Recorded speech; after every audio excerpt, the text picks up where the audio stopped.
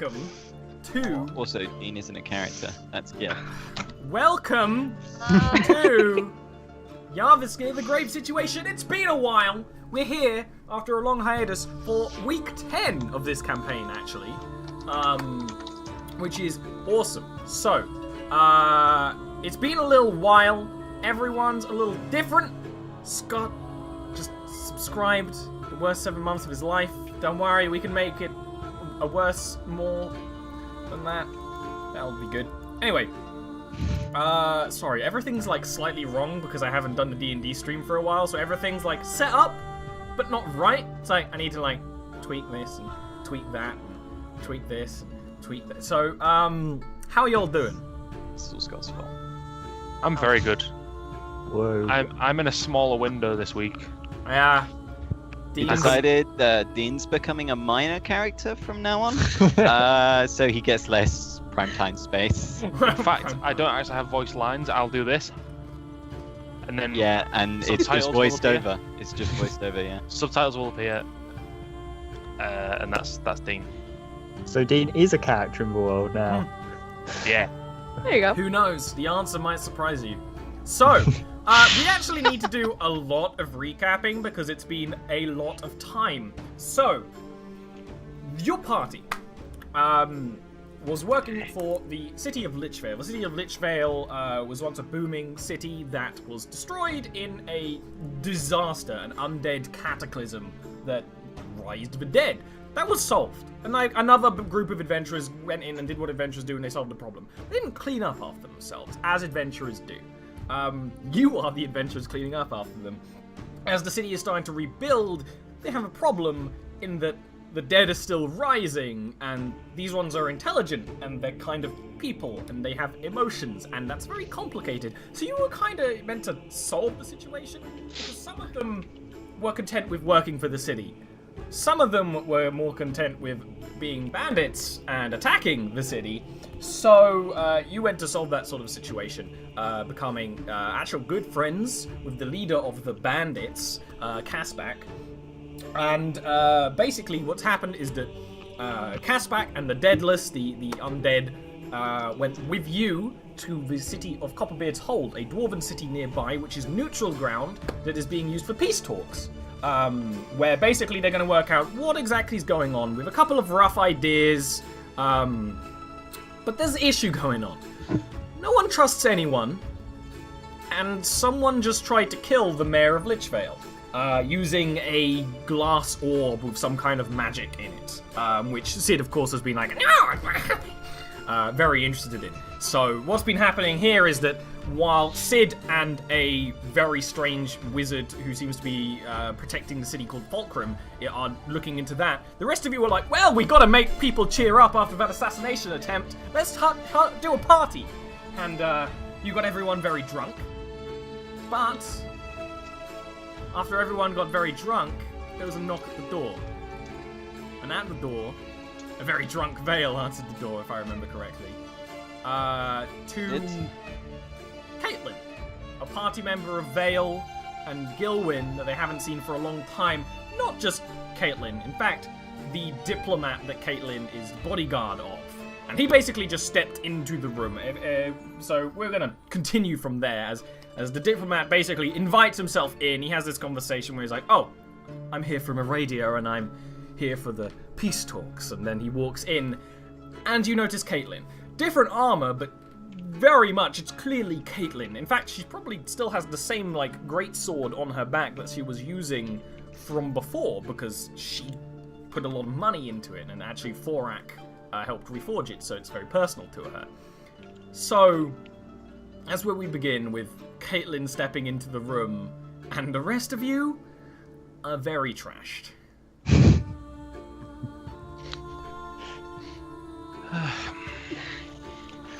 Alright, Sid isn't trashed, but Sid also doesn't care. And Vale opened the door.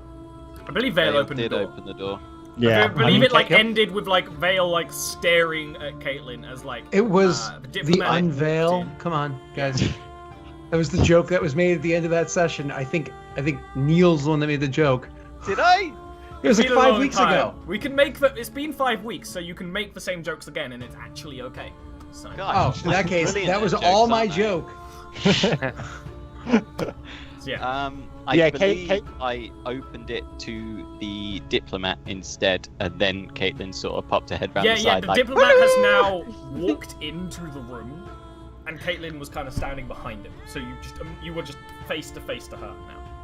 Yeah, Caitlin would blink a couple of times in evident surprise, and then small smile and just nod at Vale, but not actually say anything, and just follow. What's his name? I can't remember the Fenos brother's name. Your diplomat is called Lamriel Fenos. Lamriel. I remembered it earlier. He is and a then I wood forgot elf again. with I believe black hair. Yeah, and Caitlin very would just expensive try clothing. and follow him in, unless Vale moves to stop her anyway. Vale like looks as if he's about to say something as you're walking by, but in the end he just slams the door quite loudly behind you. And it's like a dwarven stone door, so it's loud. And then Hell. he sort of wanders around to the others, and he doesn't sit down where he was, and stands there and crosses his arm and looks at Caitlin. So I like look at Vale and I'm like, "What are you slamming the door for? We're supposed to be having a good time, beer, ale, fun." We were. And then Vale sort of nods in that direction. I turn and taking a big old eyeful of Caitlin. And I just turn back to my drink and I go, "Fuck me." Indeed. Like, Sid? Nah. But both Melody and Amelia noticed the tension in these two. And actually, Even Right. Melody. even Melody. Melody actually good at is reading the very, room. like, if like, perception, like, charisma, no, but insight, yes, I would say. Yeah, Melody can read a room very well. She just doesn't know what to do about it. Yeah, that's a very good description, actually. So, we notice the tension. I'm gonna go up and greet the elf, who I'm actually pretty cold to, just because of what he is. He- And then kind of like direct him over to like one of the Racist. games that are going on. Yeah, he goes over and actually starts a very warm and welcome conversation to Lady Builder and Caspac. You notice he like could sit right next to Caspac, who is undead but doesn't. But he does a welcome in Abyssal to the Tiefling and in Dwarven to the Dwarf and that sort of thing. And a conversation starts over there, so you don't really need to worry about them. While the other person in the room, I believe, is the leader of the Plague Church, who I can't remember the name of, Catalan. I can't remember a real person's name, but everyone in Jarviskjir, it's in there. I know what's important. He's All just he like has to do is Google it. Catalan is just. If I remember, Catalan was very into the gambling, so he's just absorbed into the gambling you're doing. And then I'd probably go hang out with Melody after that, because Amelia is quite drunk. Is Melody drunk as well? I don't remember. No, Melody Yes. didn't have anything. No, she played like a single drinking game, but she doesn't normally drink at all. So I know I can't Amelia is remember. drunk, but Melody I don't think is drunk. I'm just gonna hang out with her. Yeah. And Lean she on her. was. Well, she was pestering the undead elf, the elf guy. But Oh, if, yeah. if Yes. Amelia comes across, she would sort of start. Yes, you actually if had that's conversations with the undead elf, like Yeah. genuine conversations in Sylvan. Yeah. Genuine. Okay, so it's one of those things where that happens, and then there's just there's not an awkward silence. There's an awkward silence for you guys because there's a conversation happening, and actually because the general atmosphere in the room, because the bard playing and all that, the people who are trying to entertain are entertained. It's one of those things where the diplomat Lamriel is one of a they've come to a casual event, but they clearly intend to talk business. So they're being casual, but they're clearly trying to make bonds, and it comes off as not very sincere, despite how sincere or not sincere it might be. but everyone's drunk. So it doesn't matter. The only person who's not drunk is the undead elf, who sort of actually goes over to that side of the room. So the way I imagine it, you have this actually fairly big dwarven room in the castle, where there's a like inset bench against the window, but they're all over there, where you're like in the actual like living room area where there'd be other seats and things, and Vale and Gilwyn are both brooding, and Caitlin is kind of like on guard, but not. Yeah, Caitlin's just like standing at vaguely at attention, like looking around the room. Gil would definitely. Go on, Scott. No, please go ahead. It was just a little detail of Gil would probably just be looking at his drink in both of his hands, just sort of like spinning the mug. Sid doesn't notice things that he's not intentionally focused on, and so all of the stuff going on with them would be completely over his head, and the fact that this other person walked in just means that they're a part of these talks, right? Like he has no idea who this woman is in armor, so she seems like she's maybe chaotic evil, but she doesn't really know anything. He doesn't really know anything about her. So seems like maybe she has a penchant for chopping people in half.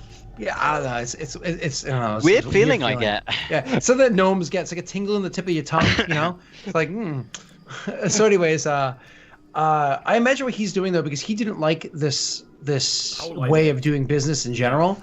So he's, as I said, sober and kind of like on rocks. So I imagine he's actually just trying to like keep track to the best of his ability of conversations. Now he's actually not bad at what's it called, carousing. He's actually not bad at it. So being able to work a room, maintain conversations, remember important social details, and then of course write them down, because he knows how his own brain works, write them down from time to time when he gets a chance, is exactly what he's going to do. And so he's going to have some shorthand notes of like the interactions of these people. He doesn't care about like what business successes happen or don't happen, because this isn't meant to be a business meeting. All the conversations about business here are a bunch of bullshit that are not going to mean anything in the morning. Exactly. He actually cares about the social things, like the who's offended by who or who gets along with who and stuff like that. And so he's going to try to like effectively draw a web of who's getting along. Relationship web sort of thing. Because that's like information that Vale is going to need when he's, sober and recovered from the hangover. So cool. So how long does this awkwardness could go? Do either of you boys gonna do anything? Vale drags it out. I was gonna say, actually, if it goes on for like a minute or two, Melody would actually sort of, while like supporting Amelia, would go across and sort of bend over and just ask her, "What's wrong, Gil?" Just too much ale, I think, Melody. Not enough ale though. Amelia, however, looks like she's had a little too much, so don't worry about me. I have had 2 beers. It's more than I've ever had. Dwarven mugs, though. See, there's the issue as well. Melody just nods at that, and so it's pints. Yes, I watch Amelia, but she's clearly, while she says that, she's like frowning down at Gil, clearly a bit concerned. But if he's not going to say anything, she's not going to push him. And in a moment of like spite and selfishness, I'll probably like put my hand on Melody's the back of her head, scratch her head, and like kiss her forehead, knowing that Caitlin's probably seeing that. Melody would just blink but smile and then rise back up. And Caitlin, for her part, would watch with interest but wouldn't say anything. Poor Melody becoming the rebound. Yeah, I know, that's what I was thinking. So Vale, still standing there, arms crossed, watching Caitlin, and he lets it drag out to what should be uncomfortable for an elf.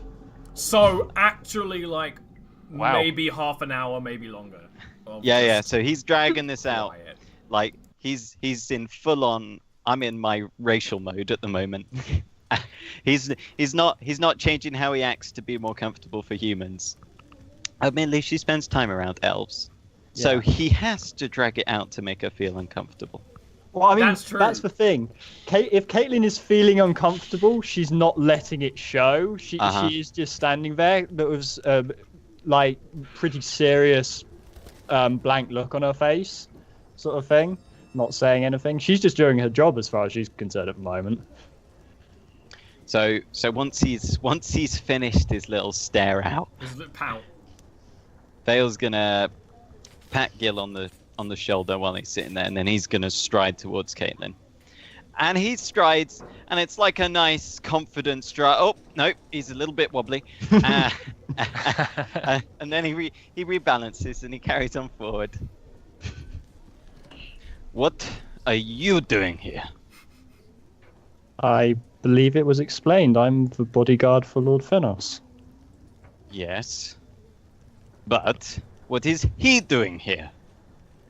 I believe he explained he came here to start or be involved in the trade negotiations. Where was his invite?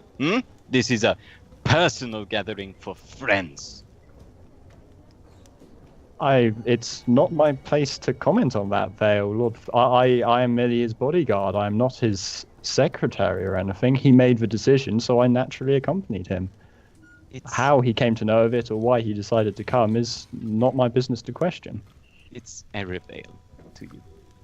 Lord Erevale. Certainly, Erevale. Now, since you are here, we may as well ask you a question.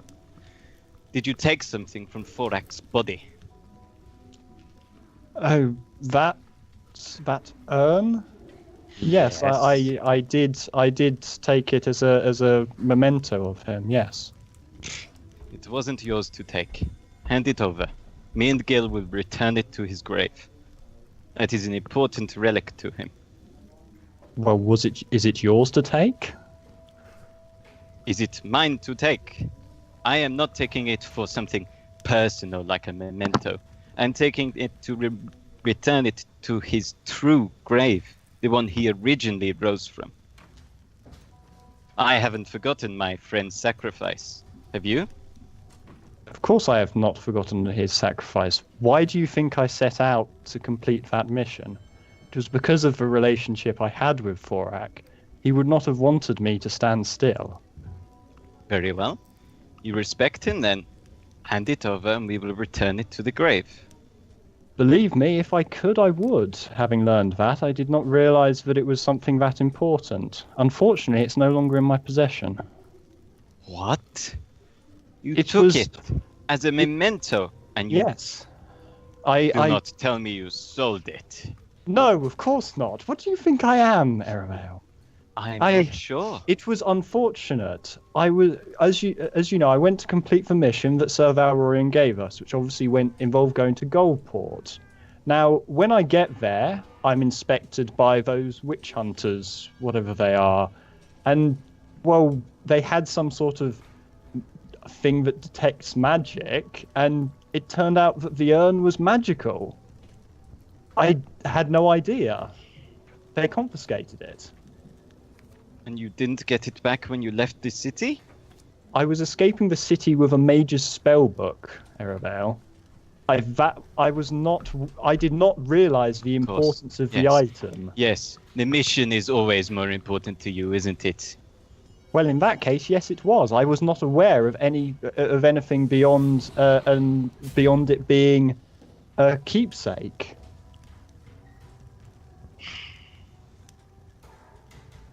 It was at Goldport, yes?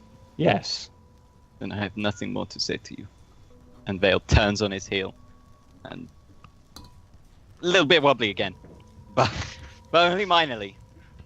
He's like trying his hardest to be sober, Yeah. even though he's very drunk. Caitlin just blinks a couple of times and then goes back to standing at attention, particularly keeping an eye on. I cannot Lamriel. remember his Lamriel. I mean, it is an elf name. It's weird, but Yeah. The problem is, I remembered it. When I was on the way home from work, I was like, "What's his name? What's his name? Lamriel. I know it for the session, and I've forgotten it twice already." That's so rude. so Dean sees this whole thing. Also, this is quite clear because they're having a conversation. So there's noise in the room, but you could listen here. You obviously heard that it was confiscated by witch hunters in Goldport. Like, I think mentally inside I would just go, of course it's there, and of course it was them. I would go to the place where the ale is being served, and I would grab myself another Yee Bud Light, and I would sit back down. And I would not even look at her. As much as I want to, I would not. Oh. Alright, then I will say, actually, for the rest of the night, drama with Caitlyn is passive-aggressive at best. That's literally it. Because here's the thing, Passive-aggressive it's not ignoring. even like Lamriel Fenos is inviting Caitlyn to be involved in conversation. She's just there guarding him. So she's just there doing her job, being very quiet. They're having a conversation where Sid's like trying to work out how everyone's relation to, and you two maybe have a couple of small conversations, but eventually, before the sun goes up, everyone goes to Vale's bed. Vale's gonna try and encourage Sid to have a few drinks with him. Is that before everyone leaves, or like after? After the conversation, when he comes back, he's gonna take his mind off it by trying to encourage Sid to start drinking. And Amelia... How successful he is, he's still drinking along, as if Sid was drinking. I'm a little busy right now. You have your fun. I'll keep on working. Sid, you are too old for all the work and no play. Come on. I think that we're handling a delicate matter here, and so it needs to be handled delicately. You can go carousing your way, and I'll go about it my way, and we'll make sure that, we have some sort of success at the end of this. But we're dealing with... You're too drunk to talk about this right now. We'll talk about it in the morning. Enjoy.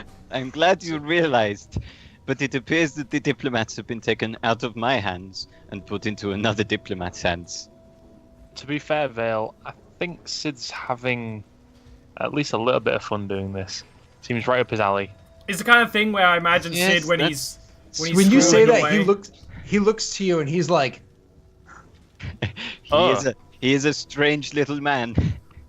he is not. He like clearly drops like any pretense of happiness, and he's like, I am not like. It's one of those like your friend starts like vomiting like heavily at a party of yours, and it's your responsibility. Like you do it because it's your job, but like you are not happy.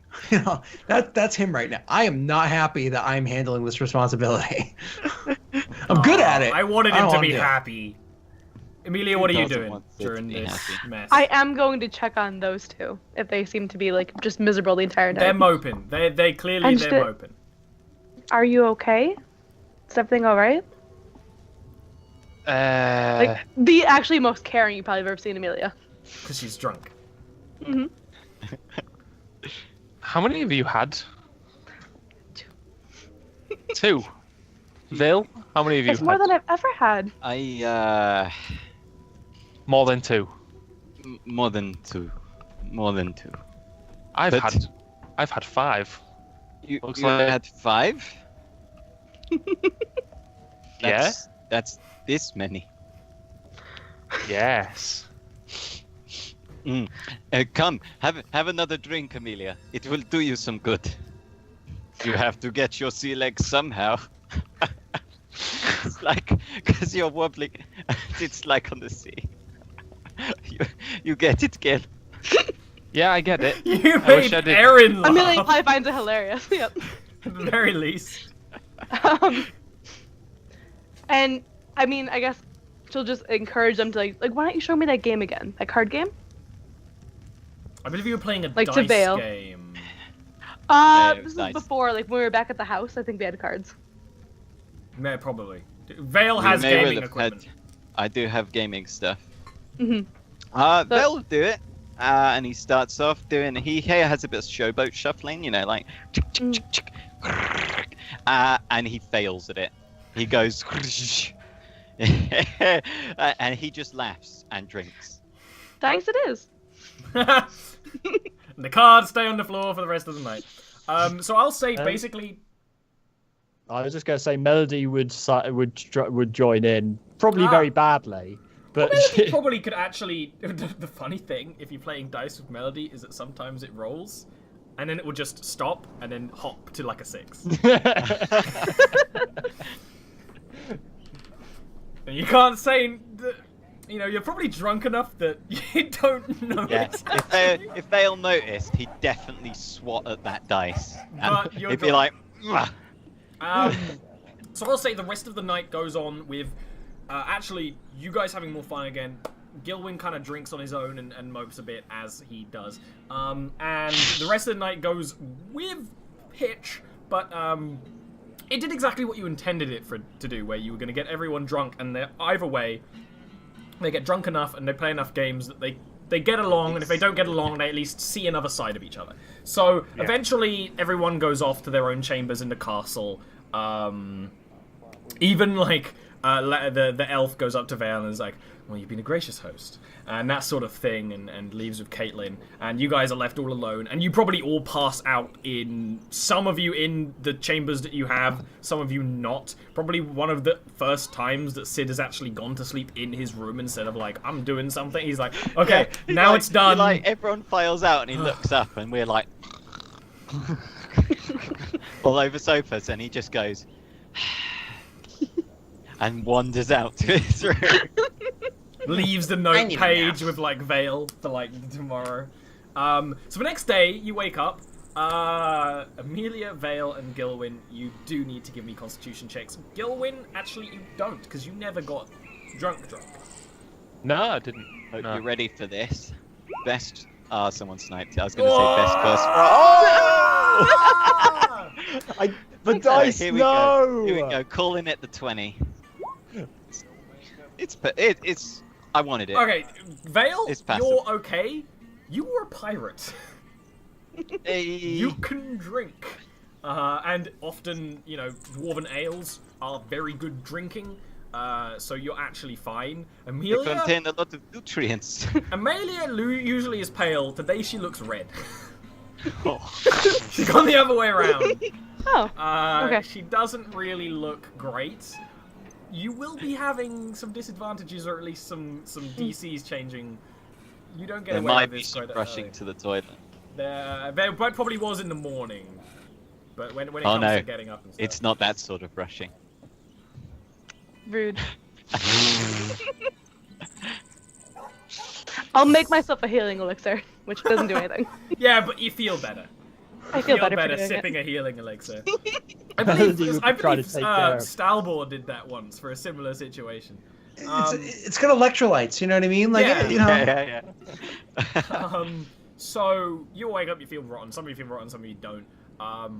Yeah. Problem is, you can't sleep it off as an elf. No, You gotta, you have to you just gotta just ride it suffer. out, trance it out. Because Um, elves don't sleep, by the way, guys. Well, I imagine you can pass out. Yeah, they can pass out. Yeah. You can pass out. So actually, you get woken up by a heavy knock on the door, and then a actual lighter one, like a couple of seconds afterwards, and then you hear a conversation on the other side of the door, which if anyone goes up to it, they hear like, "Oh, I'm sorry, I didn't know we went to knock at the same time. That was very strange." It's like, "No, don't worry about it, lad. Don't make this a thing. Don't need to." Okay. Like, I like pull open the door, clearly a bit like bleary-eyed for an elf. It's So- like, yeah. You look I really kind tired, of which wanted doesn't to make get sense. a few more hours trance, actually.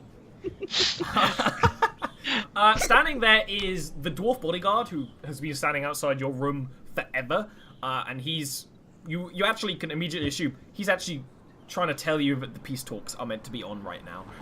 But beside him is Fulcrum, who is the very young-looking mage. That Sid has got a fondness of. Sid is friends with, yes, or at least colleagues. What? So he looks at the door first and he says, "What?" Well, peace talks are going to be 2 hours from now because everyone seems to have a slight case of sickness. And then he looks, and then he just goes,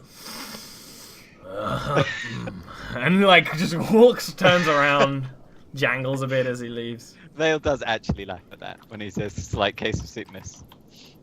And Fulcrum, was it? I do yes, Fulcrum. I do intend to talk to you about what happened to your dear friend Gilwyn. Sid did tell me that he was under the Oh, weather yes. and that you cured it, but I have more information about that thing in particular. Right. Right. Well, you better come in. Don't mind the mess. Anything sticky on the floor is ale. He steps in and immediately like his boot like steps in something. He's like, Ale. It's ale. it wasn't ale. And he walks in a bit more. He's like, is Gilwyn here? I think he's asleep on the sofa. Like, looks over the sofa. Gil? Gil, Fulcrum is here to see you. He says he's learned little bit more about your, What happened to you when you supposedly you were late and something happened? And I think I know something more about this. Well, If this was too early, I apologize. I was working through the night on this research. No, I feel okay. I'm good. I can't really describe it other than I just didn't really seem to care about anything. There's a term for this. Much worse than usual. Much worse. Ah. There's a term for this. He like takes out not his spell book, but like another notebook and flicks through it. The term is being addled. Very standard word, but in this practice, in magical practice, it means that your mental self was manipulated by exposure to a different plane. You see it most commonly, honestly, with the Fae. The Fae exposure can do terrible things to a mind, but I believe this was exposure to the Shadow Realm. The Shadowfell, the Plane of Darkness, whatever you wish to call it. Every book has a different name. It would make sense. My mind has been exposed to the Shadow Realm. Or very powerful magic from the Shadow Realm, or a mage who could work with the Shadow Realm. The specifics in this kind of magic is... I don't believe it was necessarily deliberate, or if it was, it's not usually something that you do to someone deliberately, unless you want to deliberately enthrall them for some reason.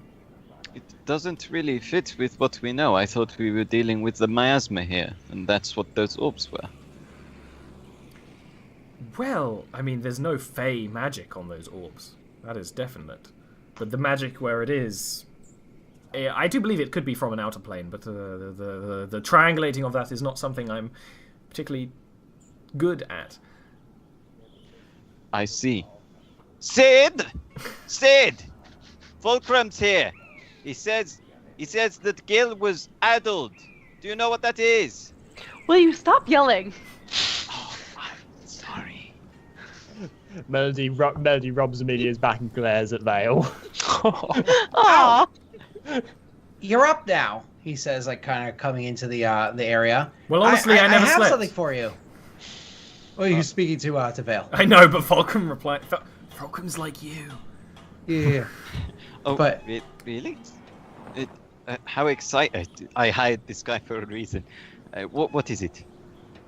I have the notes that I kept from last night. Would you like to have them? Vale is crestful. Oh, yes. Thank you, Sid. I'm probably gonna have to explain to you how to use them. I didn't make a legend or And key he, or anything like that he, for you to kind of navigate them. absentmindedly starts flicking through them, and he's like, They are gibberish to you, Vale. So here, let me explain to you. Oh, hi Fulcrum, how you doing? So let me try to explain to you how this is how it is you work through this. Sit closed. We'll deal with that in a moment. Shouldn't leave poor Fulcrum here waiting. Apparently he was working throughout the night on this. On what? What was afflicting your friend, Gilwyn? Gallagher. Oh, yes, the whole what was it, like spores or it's been like 5 weeks it feels like. I know he was a little out there for a while because of I believe demon powder. The term is addled, and I believe from the Shadowfell.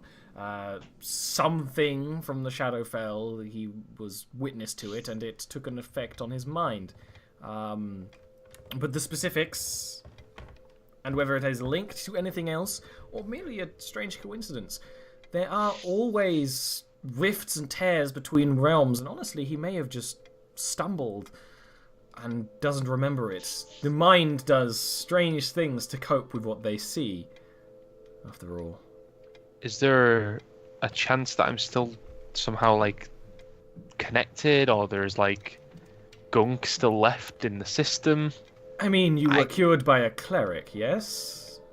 That's Yeah. sort of Yeah, their but clerical specialty. magic is iffy at best. I mean, come on, it's whimsical faith as opposed to studied science. I mean, it's what is faith really? What are gods really? Dale White leans into something this. that's provable, right? Yes, we've all experienced a clerical error. And then, like, absentmindedly, he's not really looking at the notes. He's just like flicking them back and forth. Every now and I thought the joke was horrible, but Sid would love that joke. I love I don't want to give credit, but Sid is. That was good. Val. Opposite? That was good. Opposite for me. Amelia is unamused. I find it hysterical. I usually love bad jokes, but that was like. I love. Fulcrum would really smile a like- bit at that, and he'd nod. Is like, yes, trusting that a cleric completely cured you is. Usually there are imprints, just like this floor will probably have imprints of ale and crushed peaches on it for years. There might be an imprint in your mind that. And then you like just see, and you've seen this look on Sid. His eyes just starting like flash, and it's like we might be able to use it to triangulate where this happened. Ooh. we That's had interesting. peaches last night. Does anyone else not remember that? So you come into this room, call me Well, a I thought we flaw. were handling something important. Oh, hey, it's in the notes. Fulcrum, Yes. I appreciate the information, but walking into somebody's room, calling them a flaw, comparing what happened to me with dropping peaches on the floor, ego me. Come on. Would it help if I we don't dropped think the it's peach on exactly you? how that played out there, Gil. I think you're kind of like looking for a reason to be offended. Let's kind of go over this again. Oh, boy. He's saying that you've gone through an experience, and that experience left a shadow on you, or a whisper of a lingering effect. And that lingering effect, we can ignore it, and eventually it'll go away, in theory, or we can use that to trace it back to its source, kind of like the footprints left by a deer as it stumbles through the woods. You can follow the footprints to get to the deer's herd, or you can ignore the footprints, and eventually nature will wash them away. Hopefully. See, See, Bale's this is hand why I twitches a like- little bit Melody's during nodding this. at that. This is why I like Sid. He seems to be able to say things in a way that the everyman can understand. I would have just slapped him and said like that. It leaves a mark. I just really wanted to slap him at that time. No? Vale, It still, would we're have- doing something important here. It would have Please. worked just as well as your analogy. Perhaps you should go have a glass of water and some juice. You need bacon. That's it. You need bacon. That'll help you.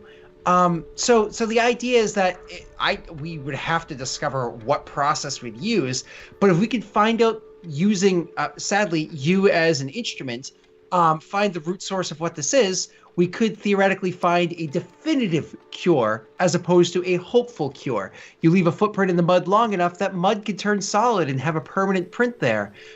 Or we can intentionally wipe it away so there's no footprint left any longer. You know what I'm saying? And potentially even make a safeguard against further footprints in the future. It's a chance that, of course, has inherent dangers, but there's inherent dangers to ignoring it too.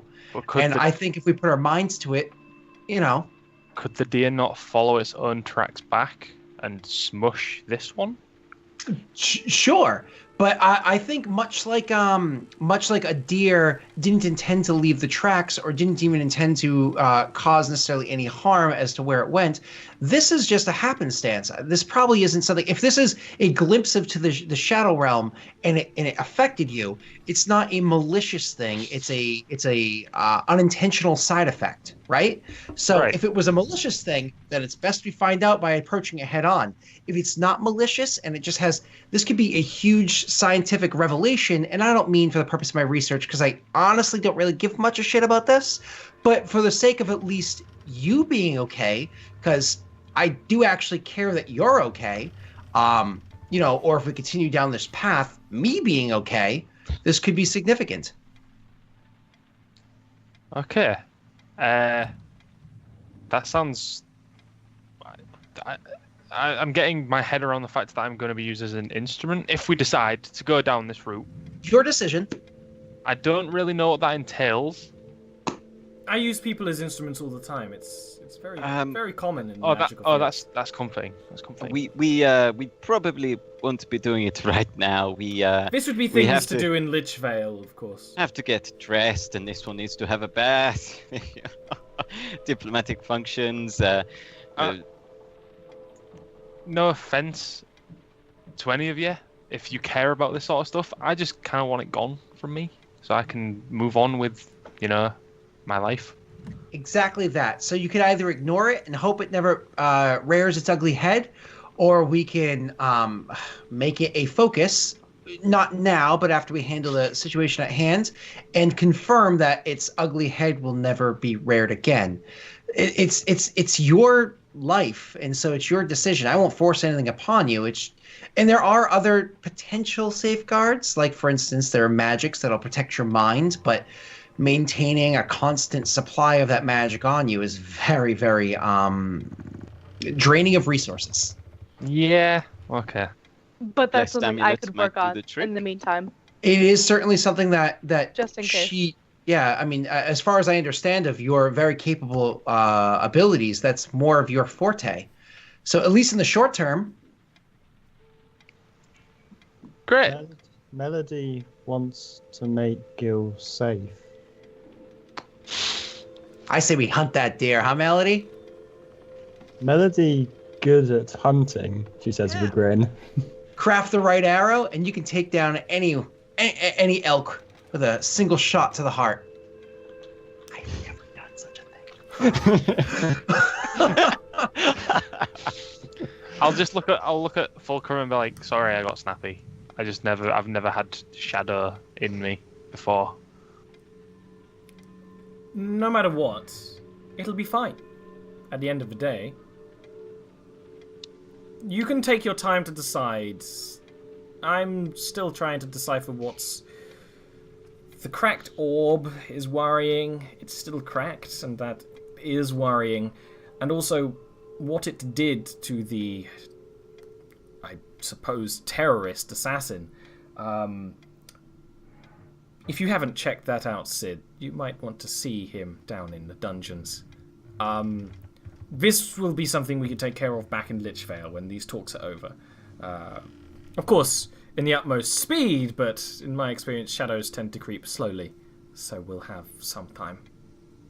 I have, some interest, he says, clearly trying to be kind, of these peace talks going on here.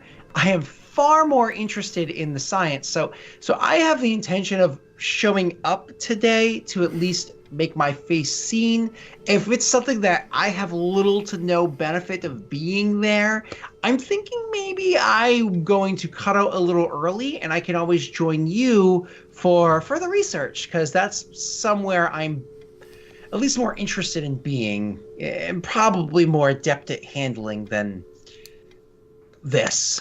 He agrees, and actually doesn't really say much of a goodbye. He just kind of leaves to go and set up and do what he needs to do in the day. So y'all probably get ready, which takes a little longer because y'all drunk. Get ready for the day, and eventually head down to peace talks and stuff.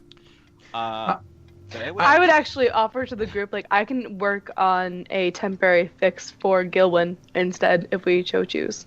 Are you going protection for evil? Is that your goal?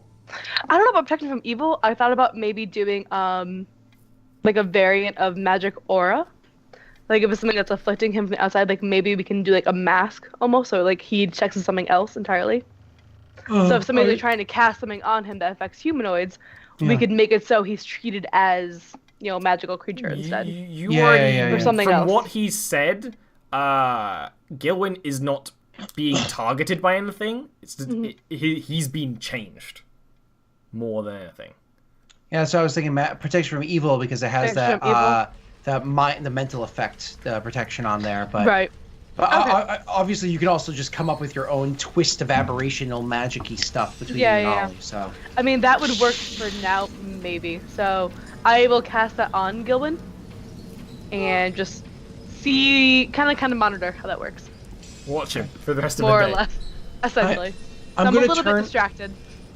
I'm gonna turn my my mess of notes into like almost like flashcards, much like because like when you go to important functions, there's always like way more faces and way more details about those people that you need to know conversationally, but you don't That's true. necessarily know. So like usually you do like flash studies, and so I'm actually gonna come up with flashcards and actually go to Vale, not Vale, sorry, because Vale seems to be very disinterested in it. Go to Gil and like present the flashcards to Gil, and be like, inform him like these are the dealings, these are the conversations, these are the things I picked up last night between like the people. I mean, I may have misread some stuff, so take this to the best, like make your own judgments, but something for him to quick study. If he needs a study partner, I'll help him. If he doesn't, then I would rather not help because my character would think it was boring. Other than writing notes is fun, but the actual studying of that is not fun. He'll write it, So- he just won't read it back. Yeah. I'd take them, and I'd be like, Sid, genuinely, you are a lovely person for doing this. You know me, right? Yeah. A 19-year-old kid from Goldport who has barely even seen a political party in his life, and now you're handing him flashcards on the relationships of that political party and other political parties and how they're in. Sorry, and I pass them back.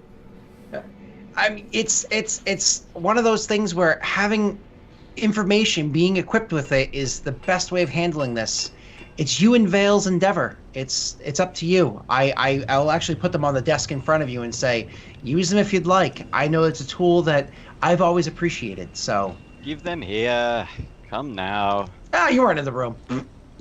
I hadn't left. We're all in the living room. I mean, He hadn't left, he's just stayed very still, because he's an elf. And you just kind of lost track of him. Yeah, it's like T-Rex vision just slid over me. He's like, you don't need to use them. I'm just saying that I have used things like this in the past, and it saved my ass because these kind of situations, like gesturing over towards the general city area of where the building where all this is taking place is, I find very dull, and I figure at least having some information stops me from needing to put my foot in my mouth. So you don't need them. You have a natural talent that I can't even begin to scratch the surface of. So good for you for that.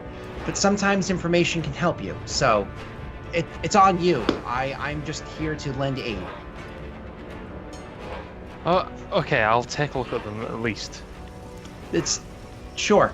And Thank you. I hope things work out because, I do care about, walking rotting meat sacks of magic. That's like really cool if they could get rights. I mean, it's important for my inventions in the future. This actually will set a legal precedent for the future. So, hey, let's see. Just honestly, considering what's happened to me and what's just been explained to me, I've got things on my mind.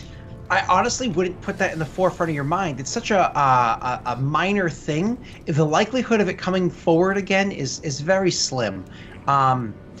Imagine if you just discovered that you come from a family line of people predisposed to being extremely angry, and you just had your first angry outburst ever.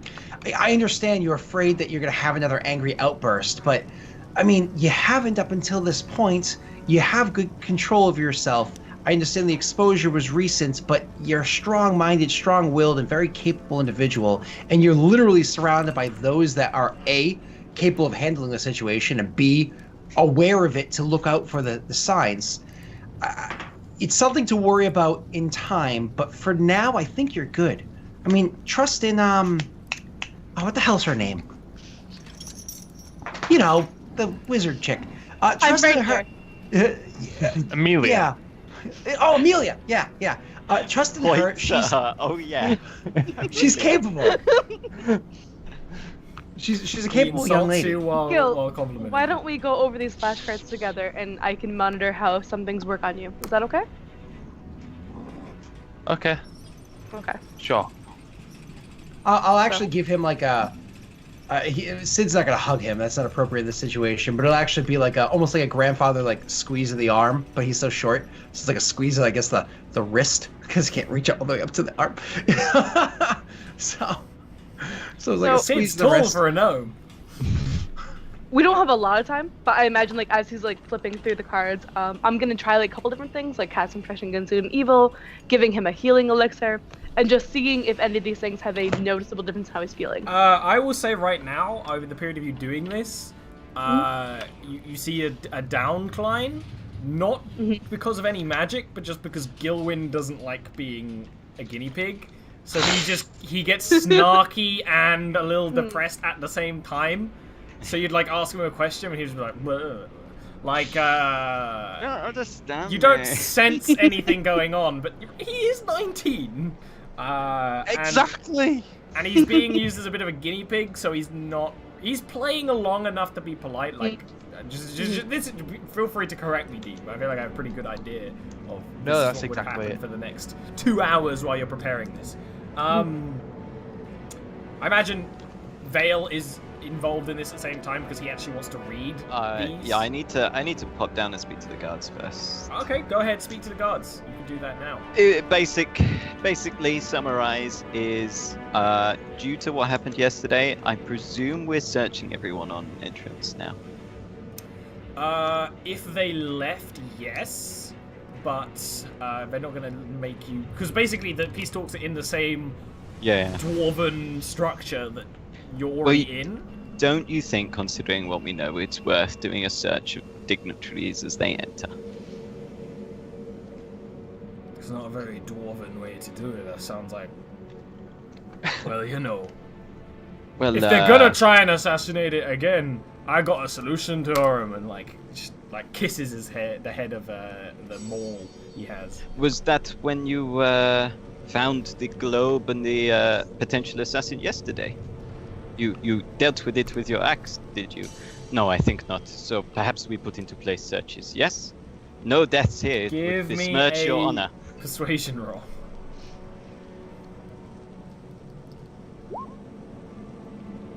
He kind of gives you a look and is like, I'll ask the captain of the guard. That would be wise. You might even be commended if they find something. Ugh. And he kind of walks off. Not happy with the idea, but like, okay, you have a point. He can't deny that you have a point, but it's not how they do things. Yeah.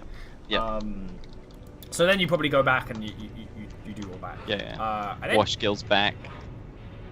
All the good stuff. and then talks. You'll pop down. It's the same as last time, aside from there's an elf now and a Caitlin, and a lot more guards in the room. There are guards in the room. There are guards at the doors. They don't search you, but they do give you like a very clear. They do stop you when they look at you. They don't search you. So they kind. Bam, that is getting there. effective. There's no way that anyone could be using any sort of disguise magic or hidden pouches. Vale will comment on this as he enters. Like Clearly- the same guy you talked to before is in the room on like the other side of the door, and he like makes eye contact with you, just goes like.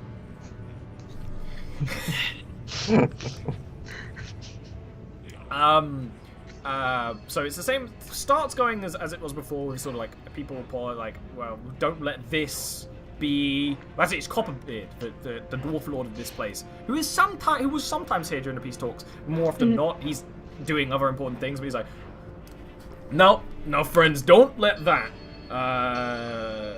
that mess of an assassination attempt ruin a good talk.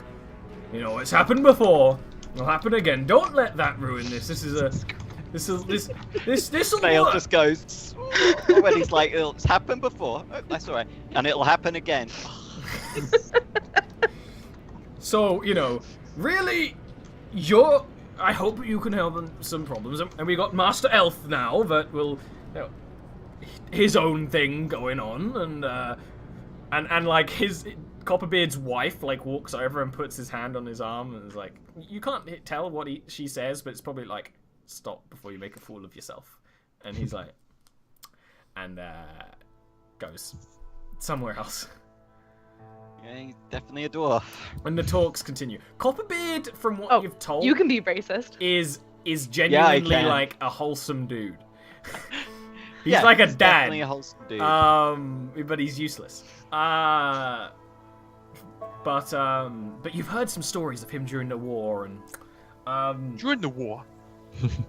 Before he got dad bod, before he got dad bod, he was Serious. like ripped. and it's dad dwarf bod. Hero of the Civil War. But yeah, the peace talks do continue, and you guys are involved in it as much as you want to be. Sid, I knew you wanted to basically go off and do your own thing. So you wanted to join Fulcrum and research, or do you want to join him in what he said you might want to do, which is see the tiefling, the assassin? Do you want to see him in the dungeons? That's only if they seem like, if this event is very boring and they seem like they don't need me whatsoever. In that case, then okay. In which case, it's actually dealer's choice. If he thinks it's more important that I see the effects on the assassin, or if he thinks it's more important we do research, probably the assassin gives us information to research. Dealer's choice on this one. Basically, when you talk to Fulcrum, he's like, well, if we had another orb, it would change things. We have one cracked orb, and I honestly have no idea where we would procure more. I think we've learned almost all that we can from this. And whatever magic is inside it, I mean, some of it's in there, not all of it. The assassin might... Just take a look at him.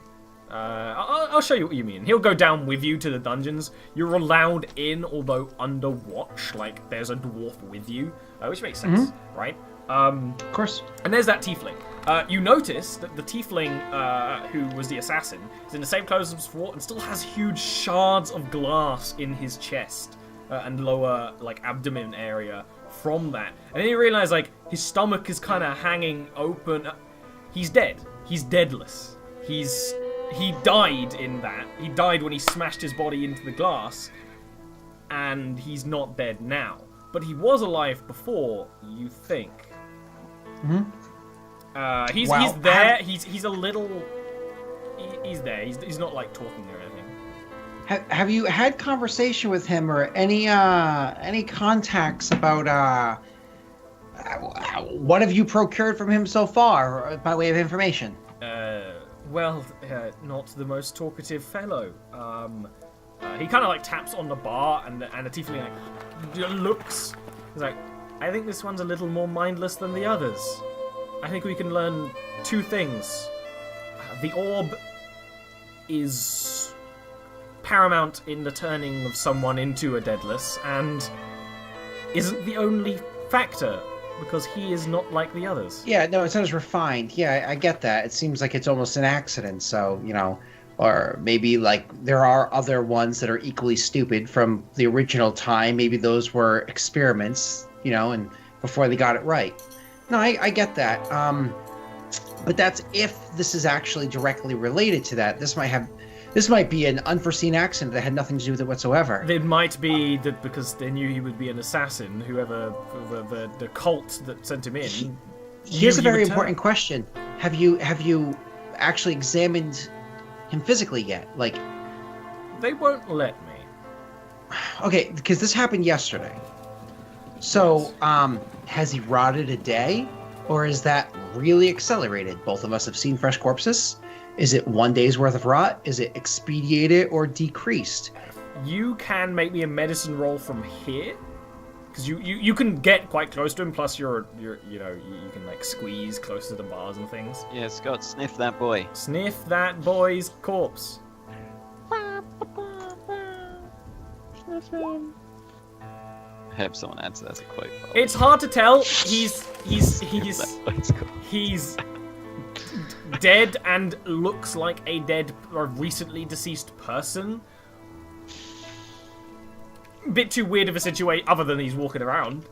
But he's kind of not. He's not walking. He's kind of like he's a mindless zombie, which I imagine Sid maybe in one way, shape, or form has interacted with before. You know? Or at least read enough about like zombies exist, right? Yeah. So it's one of those like, I mean, we need to physically interact with the creature. I say creature only because I don't know if he technically counts as deadless. So I'm gonna give this a try. Hey you. I'm gonna rap on the bar. It's one of those. You get gurgles. You get. Yep. it goes towards the noise with like kind of glassy eyes, like. You know who would probably be the best, arbiter on this topic, or best person to bring in on this? What do they call her again? You know, the mother, the witch woman that helps them in their transitions. Yes, I know I know who you're talking about, but the name escapes me. Yeah, I They know. have Neither so of us are many really names. a part of this whole ordeal. I try.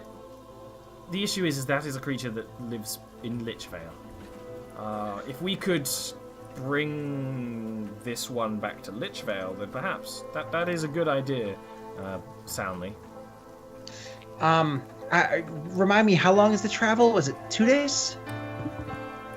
Probably 2 days by cart, longer if you're by horse or foot. I mean, we would definitely need a cart to transport it within a cage. We need to be safe, of course. And then, obviously the authorities here would probably want to send representatives of themselves as well as guards to make sure it doesn't get free and that they could bring it back. Is it easier to get her to come here, or is she like, too hoity? Too mad. Like, or angry? Take your pick. All Or right, as I well, used to say, fair enough. dealer's choice. All right. We could, of course, speak to the other, dead list, but the problem is they're one, it's a sensitive issue for them, and Yes. two, they don't really know of their own being. She's the one that guides them through this process, so she's the one that would have the actual information. God damn it! Have you brought the orb here? He kind of gives you a look like, no, never. Here it is, and it's in a box, if I remember correctly, a magical box, so it doesn't leak. Yep. I remember that. He's like, oh. But he Well- doesn't. He kind of like shows you because there's guards there. My laugh is still loud enough. No, I know. So he's like, all right, so that is not what we do first, but we know we have to show it the orb. And I'm going to continue referring to it as not a person until it is identified to be a person. Fair? I feel like it's not going to argue. Fair. Okay, so let's see what we can at least learn. Reaction time, if it recognizes anything. We knew very little of who this person was prior to this transformation, but is there anyone that knew this individual, or are they from out of town? They came with my lot, the party from Lady Builder. He was one of the scribes. Do you know him personally? Face. Okay. I have terrible time making friends with people. Completely understand that. Since they're technically under your jurisdiction, even if more under hers, do you think that you could request all information about this person that you can muster, and we can use that to see if there's any form of cognizance or reaction or understanding of it? Yes, yeah, absolutely. That's one of the things I quite luckily can do. I don't mean to be, doling out orders here. This is, of course, your just, smashing heads here for a second. If you don't mind at least sending the word out to get that information, I can at least start with its reaction times. I have, of course, a timer on me. I can, tap the bars, different sides, the All usual. Right. It comes close enough, try to scratch off a sample, It's like, hey, and you're like, yeah, at the same time. With that, I think with Sid having a plan of how to entertain himself, we're going to take a break, actually. Thank God. Everyone needs a break after that. Science! What? Don't you like the science, friends? Team Science! We'll be back. You have to understand here, Sid is trying to, dare I say it, save the world. We'll be back in like 5 minutes. Back in the boring diplomatic talks, Vale's like, God, this sure is interesting.